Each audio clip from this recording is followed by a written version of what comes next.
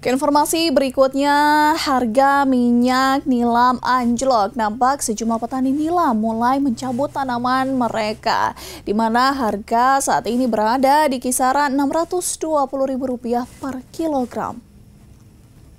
Harga minyak nilam di beberapa daerah mengalami penurunan yang signifikan, bahkan anjlok hingga di bawah Rp1 juta per kilogram.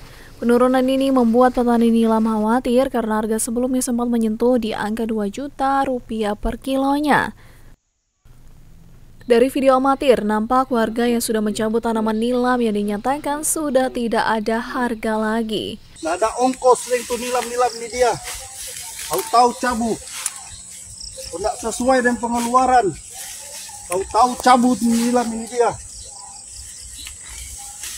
Kurang bekeng untuk buat tengkulak, cabut semua. Nggak ada guna ini.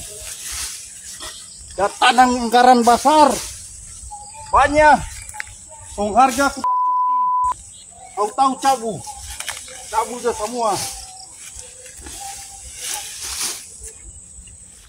Sementara di Desa Lewian 1 Kecamatan Maisaan, Minahasa Selatan, harga minyak nilam berada di angka Rp620.000 per kilonya. Meski demikian, lokasi penyulingan masih ramai antrian. Pemilik tempat pun mengakui seminggu masih mencapai ratusan kilogram minyak nilam hasil penyulingan. Ini berapa? Terakhir hari Senin tanggal 30 Juni 600.000. Dan update yang terakhir juga kemarin tanggal 5 sore jam 3 sudah ada kenaikan 20.000 jadi 620.000. Ada juga informasi tapi belum pasti akan ada kenaikan. Akan ada kenaikan. Iya.